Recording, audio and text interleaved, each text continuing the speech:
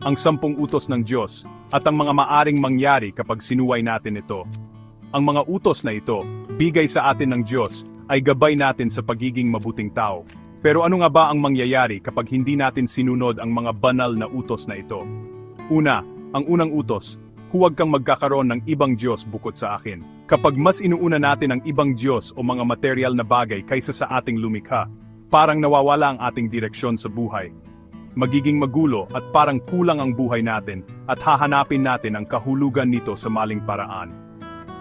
Pangalawang utos, huwag kang gagawa para sa iyo ng anumang larawan. Ang pagsamba sa mga Diyos-Diyosan ay parang paglalakad sa maling landas. Kapag ang tiwala natin ay nasa mga bagay lang dito sa mundo, hindi natin mararanasan ang tunay na kaligayahan na tanging ang Diyos lang ang makapagbibigay. Pangatlong utos, huwag mong babanggitin ang pangalan ng Panginoon mong Diyos sa walang kabuluhan. Ang paggamit sa pangalan ng Diyos sa hindi magandang paraan ay nakakasira sa ating relasyon sa Kanya. Dapat natin siyang igalang at pahalagahan.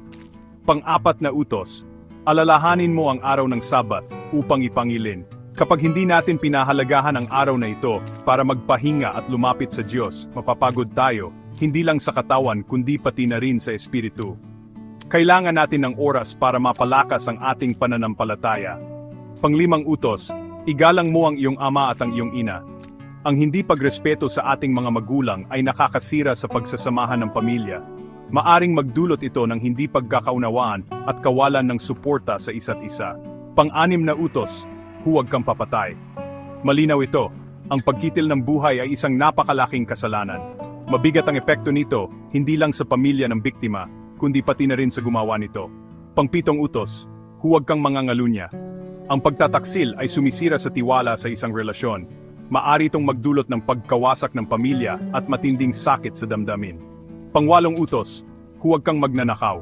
Ang pagnanakaw ay hindi lang nakakasama sa biktima, kundi nakakasira din sa ating pagkatao. Mahirap ibalik ang tiwala kapag ito'y nasira na. Pang-siyam na utos, huwag kang sasaksi sa di katotohanan laban sa iyong kapwa.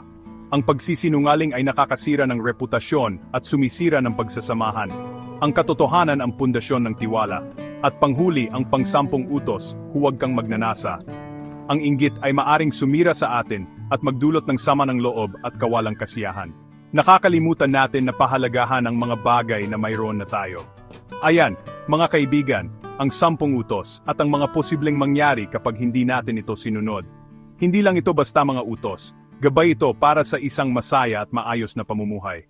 Salamat sa panood. Huwag kalimutang mag-like, share, at subscribe para sa iba pang mga makabuluhang video.